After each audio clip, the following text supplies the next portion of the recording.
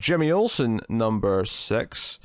That, of course, is Matt Fraction and Steve Lieber on the art. So you guys can take this away. It is, of course, still fantastic. Yep. The story's starting to come together now, where you're starting to see the full picture. Yeah, this one's jumping around in time quite a bit over things that we've seen in the book so far, and it's like, you know, little like snippets here or there with some other context. Yeah, so I don't know if I brought it up last time on the last issue that came out, but we brought up Jix, the jewel thief. Yeah. Or if I just talked about this elsewhere. Like, what was that about? How come we haven't seen her since? Well, we get to see her here, and it looks like she's marrying some devil dude. Seems against her will, but then the robot that's performing the ceremony, because of course it's a Matt Fraction book, so things don't quite make sense. He's like, well, she can't because she's married, and then she ends up like not getting married, but being mad about Jimmy, right? Because Jimmy was supposed to sell the divorce or annulment, as soon as they got back, and he obviously didn't. Right, so now she's coming to get that, and then Jimmy ends up in jail for a night, and a guy basically, like, the prisoners don't want anything to do with him, not the prisoners, but the people like in the holding cell, because he's Superman's friend, and he's untouchable. But some guy decides, like, oh no, no one's untouchable to me, and he ends up coming at Jimmy with a shiv as he's getting out. But you see, like, heat vision covered in through the window. Right. So yeah. So mind you, later in the issue, Superman says like he doesn't want to be involved in all this. He was still looking out for him. Well, and this is what gets me with the way that Fraction's telling the story. It's so almost out of order. Oh yeah, because this bit here in the prison is the night before the assassination happened. Right. So it's after that point then that Superman. So we're having to put this together like Memento style. It kind of is, yeah. Right, and so you see all that, and then you find out that the assassin, which I thought was a fun page, the assassin is this guy, and I think his name is Guy, right? Is Nathan Guy. Nathan Guy, and he's like the top assassin, and you see him, and he's kind of being self-reflective of what it means to be a hitman, and like he kind of, but as he's having these thoughts, he still decides to shoot Jimmy. And then has second thoughts about it, shoots him a couple more times. But we all know this is the decoy that the professor gave him. And we also see Metamorpho in the apartment. Yeah, again, because it is that scene. Just this is, from the different shooter's perspective. I said Memento, this is more like Rashomon when you think about it, because it's different perspectives thus far. Yeah. Right? So it reminds me a lot of like a spy movie, where there's all the double cross in it, and it'll play out and then it'll rewind and show you the double, the same events but as the double cross, and it'll do that like 3 times in a movie. And so we see that, and then he gets picked up by Tess Mocker in a Lex cab, where and Lex is basically like, hey man, you're operating here without my say so, like I'm the big boss in Metropolis, and basically he's gonna question him on who put up the hit on Jimmy, and the dude takes a cyanide capsule. And this is after we see him go to the museum and wonder about getting back together with his ex-wife, and all very funny Fraction, like little moments to breathe.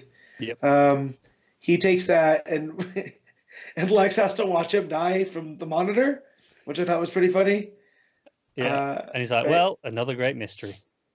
Right, and so we see that Jimmy was in jail overnight, but the charges were dropped, but he doesn't understand why he was there. Well, we find out that Lex put him in there for his own safety, because no one can assassinate him. He called in Jim Corrigan III, right? Which is not the Spectre, not the Spectre, just a different Jim. Yeah. Yep. Which is a fun bit. Yeah. Who can ironically dish out punishments of the supernatural kind? Yeah, but not him. This is a different one. Yeah. Who he still wears a green blazer though. Yep, still a green blazer. He kind of looks like Christmas Allen too, or Christmas Allen. Yeah. The the one that took over after Corrigan. That was a Rucka character from, I think it was Rucka Brubaker from Gotham Central. Yeah, he was in Gotham Central. Yeah. So, because it for Lex, he's like, well, wait, what did Jimmy do that someone's trying to kill him? And so now you have Lex Luthor putting together on the case. You have Lois putting it together. You got Jimmy, who's completely oblivious, really to anything that's going on. And then at the end, Batman ends up on the case. So yeah, this book is so funny though, because it makes a point of telling you Jimmy's full name a few times in the book, which has a great payoff at the very end. Yeah, James Bartholomew Jimmy Olsen. Right. Again, it makes a point of saying that like 3 or 4 times over the course of the book. And we get to Superman and the Doctor that came out of the Ultra Zone, or whatever it was called. Ultra Space, I think. And Ultra Space is with Lois as well, and they're in the fortress. Yep. And he's doing the, Kryptonian science with the crystals and stuff. And he basically tries to bring up that time isn't a flat circle. It's a round square. And he's seeing pieces when he was there of Jimmy's life, right, and the history and what has been going on, and it looks like we're seeing some of the old timey Olsen stuff. Mm-hmm. Yeah, almost like Jimmy's the key to the Ultra Space, especially what's going on now. It does, and then we see a glimpse of what looks to be Jimmy being carried by the robots, and it looks like the robot that was marrying the Jix and the other. So who knows? And he's having a hard time managing, but Lois is writing all this down, and Superman keeps doing the fingers in his ears, going, "I don't want to know, la la la la." Yeah, and Lois writes down, just keep it away from all X-ray eyes over there. Yep, yeah, and so as I said, you have Lois and everybody on the case, and then we get back to Jimmy and his sister, which I'm going to say this is present time. Right? This is the most forward part of the story, because I think so. He's been assassinated. He's Jimmy or Timmy Olsen. Now, Wynn tracked down his sister Janie Olsen in Gotham.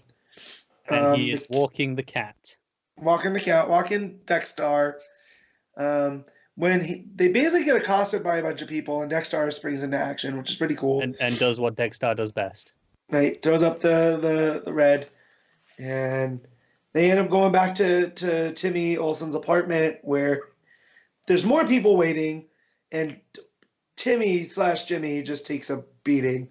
And he gets in there, the lights turn on, and Batman's there. Yeah. And he's there to save him, and Jimmy's all beat up, and there's some fun dialogue there with him not being able to talk with a swollen mouth. Yeah.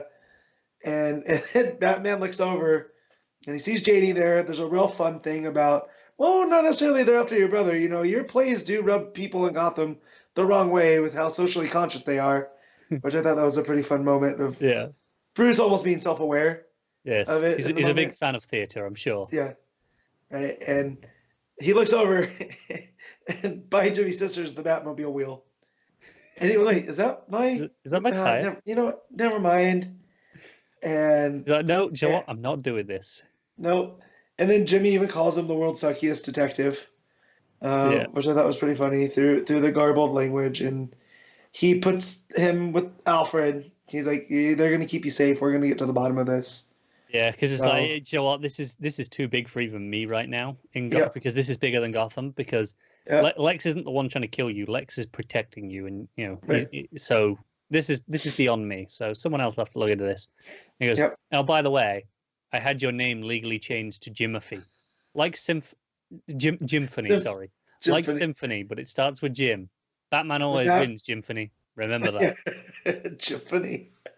I don't know. The Batman always wins cracked Field so much. Yes, it does.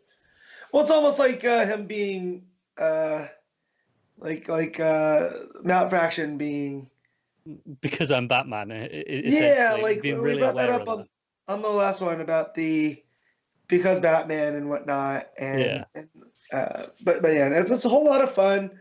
Lieber's art's really good because it's got that cartooniness to it. Like, when Dexter's throwing up on people, it's not like this intense thing. It just looks like a cat throwing up red, and whatnot. It doesn't look like it's actually doing much damage in this art. No. In a good way, because it suits the tone of the book. And so, and then again, all the stuff with the fun panels and everything, is summed up again. Like, I'm wondering how this is going to read in trade, just because month to month it's nice to have these little reminders. But when you have it and it's constantly reminding you, I'm wondering if that's actually going to work out better because you'll be able to piece it together. That's true. I think this book works spectacularly well monthly because it is, these bite-sized adventures. It's all these vignettes kind of sprung, sewn together, and then you have the narrative shifting in time quite seamlessly. I wouldn't mind this getting the animated series treatment. Like there's that Harley one that's on right now that I haven't watched, but I could see this style being okay for Jimmy. Yeah. Right. So, but yeah, what's your rating it, Connor? I'm gonna go with an 8.5. This is such a blast. God, I hate when I line up with you, but yeah, 8.5. It's a whole lot of fun.